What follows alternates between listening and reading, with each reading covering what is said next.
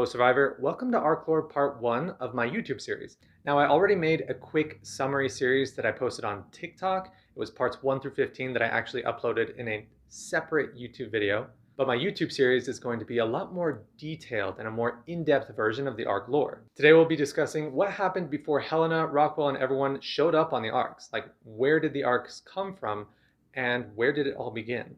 Our story begins in the 22nd century of Earth's history.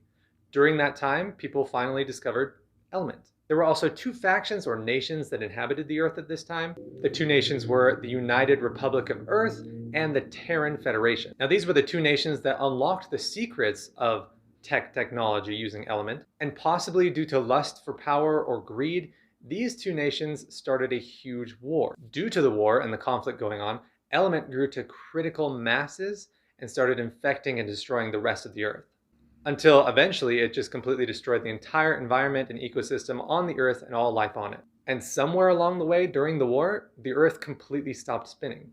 What happened to the Earth and what it became after the war can be seen on the extinction map. You can see that there's sun all day, and you can even see the old city of Sanctuary, which was the last surviving city on Earth before people were wiped out completely. So where do the Arks come in? Before the extinction level event with element reaching critical mass, Earth scientists started creating the Arks. Now the Arks were built for multiple reasons, and the original Arks, or the test Arks, are the ones you see on extinction. These Arks have a prototype obelisk, which is why you can't really access any panels on it. It's just a prototype. And the barrier on the prototype Arks is just an illusion wall. It's not actually a barrier like you see on the actual Arks that are floating in space. Each complete Ark was exactly what it sounds like, an Ark. It's a ship or a giant space station that houses a complete environment, or multiple environments. Each station was and is absolutely massive. Each station is equipped with terraforming capabilities, embryos of humans and other creatures, cloning devices, and many other tools for regulating this artificial environment, like even controls for an artificial weather system. How many Arks are there? There are a lot. The Ark network, or the Ark web, is full of hundreds, if not thousands of Arks, all set up in a network rotating around the Earth.